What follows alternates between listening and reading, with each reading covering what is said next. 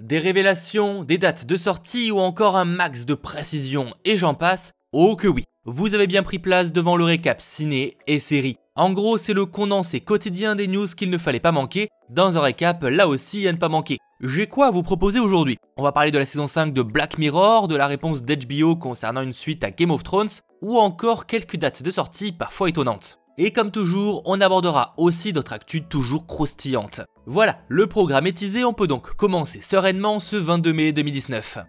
Déjà sachez, c'est officiel que le trailer de Terminator Dark Fate arrive cette semaine et plus précisément ce jeudi. On savait que sa sortie était imminente, ça je vous l'avais dit, mais là ça se fixe. Sortie probable dans les eaux de 14-15 heures. On en reparlera sur la chaîne en fonction de si j'ai des choses à dire et que ce trailer est cool en fait.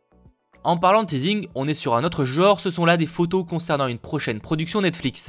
Entertainment Weekly vient de révéler les premières images de Dark Crystal, le temps de la résistance. Et si ça ne vous dit rien, sachez qu'il s'agit d'un show de 10 épisodes qui sortira le 30 août sur Netflix et qui sera un préquel au film Dark Crystal sorti en 1983. J'ai vraiment du mal à savoir si vraiment cela sera réussi, mais on peut constater que le show veut être au plus proche du film originel et a donc utilisé des marionnettes et le moins de CGI possible. Vous me direz en commentaire ce que vous en pensez. Tant que l'on parle de Netflix, le service de SVOD vient de dévoiler le synopsis des 3 épisodes de la saison 5 de Black Mirror. Ouais, seulement 3 épisodes, j'avoue que je m'en remets toujours pas. Le premier aura pour nom Smithereens. Andrew Scott, Dunson Idris et Topher Grace vont se côtoyer, et on y suivra un chauffeur de taxi doté d'un agenda qui va devenir le centre de toutes les attentions lors d'une journée qui devient rapidement incontrôlable. Pour ce qui est du second épisode, très attendu puisqu'on retrouvera entre autres Miley Cyrus, ça va s'appeler Rachel, Jack et Ashley 2. Et on y suivra une adolescente solitaire qui est prête à tout pour se rapprocher de sa pop star préférée. Mais malheureusement pour elle, tout n'est pas rose de ce côté. Pour terminer, dans Striking Vipers, 2 amis d'université désunis se retrouvent plus tard et déclenchent plusieurs événements qui vont changer leur vie. Cette fois au casting, on retrouve Anthony Mackie, Yahya Abdul-Mateen II, Nicole Beharie, Pom Klemtieff et Ludivine. Bref, un joli casting. La saison 5 de Black Mirror arrive sur Netflix le 5 juin, sortie évidemment à surveiller. Vous savez quoi, on va rester encore un petit peu sur des news séries, mais quittons Netflix et passons du côté de Rick et Morty. On apprenait il y a peu que le show serait de retour en novembre et ça c'est ultra cool. Mais la news du jour n'a aucun rapport. En effet, au cours d'une interview avec TheBlast.com, les créateurs du show ont déclaré aimer Kanye West, et que s'ils le souhaitaient, ils lui offraient officiellement un épisode, soit à écrire, soit au moins pour y faire une apparition. Bref, faire une collaboration avec lui, sachant que ce dernier affirme souvent que Rick et Morty est sa série préférée. Quoi qu'il en soit, peu de chances que cette chose arrive pour la saison 4. Vu que la production est sûrement très bien avancée. Mais pour une saison 5, ce serait donc possible, affaire à suivre. Dans un genre très différent, HBO vient de répondre à quelques questions concernant Game of Thrones, et notamment, est-ce qu'une suite est prévue, et est-ce que Arya l'exploratrice va avoir le droit à son spin-off? Et la réponse est non, non et renon. Oui, 3 fois non. Actuellement en tout cas, le président de la programmation de la chaîne déclare que les personnages que l'on a vus ont fait leur temps dans la série, et qu'ils ne veulent pas reprendre ce qu'ils ont déjà fait, que c'est la série de ces 2 créateurs, et que là on passe à autre chose. En gros, les futurs spin-offs seront des séries complètement différentes, en dehors évidemment du fait qu'elles se passeront dans le même univers. Au moins, ce fut clair et concis. Le préquel de Game of Thrones est prévu pour 2020, et visiblement on n'y verra aucune des têtes connues de la série. Mais ça on le savait déjà. Et d'ailleurs, petite aparté, mais ce vendredi, avec toute l'équipe, on organise un live Game of Thrones pour discuter ensemble de cette saison 8. Alors certes, on est un petit peu à la bourre, mais bon, c'est histoire d'en parler. Donc réservez votre vendredi soir.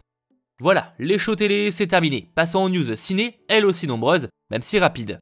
Concernant Hobbs & Shaw, depuis quelques semaines, il y a une rumeur intéressante qui circulait sur la toile. Keanu Reeves, actuellement à l'affiche de John Wick 3, y incarnerait le méchant. Alors oui, le méchant c'est Idris Elba, mais selon cette rumeur, Keanu Reeves aurait incarné le boss du boss, le mec au-dessus de tout ça.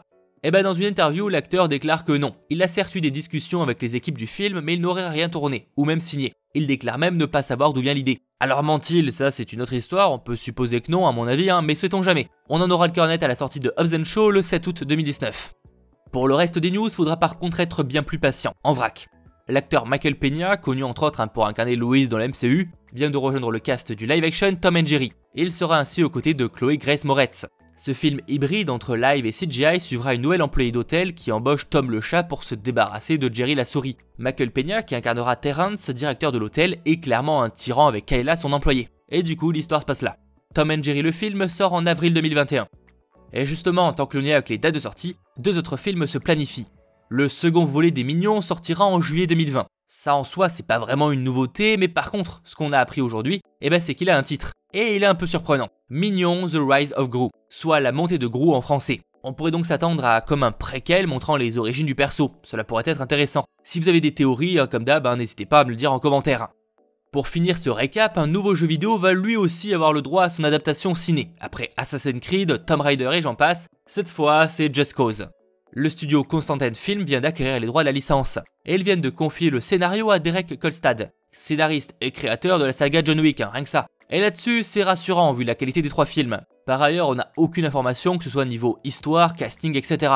Mais le tournage serait apparemment prévu pour 2020, avec donc logiquement une sortie pour 2021 voire 2022, mais bon, les choses changent, on le sait. Pour dire, c'est même pas la première fois qu'un film Just Cause est annoncé, mais à chaque fois c'est abandonné. Ce qui est sûr, c'est que l'histoire va sûrement parler d'une dictature, d'un conflit, quelque chose du genre.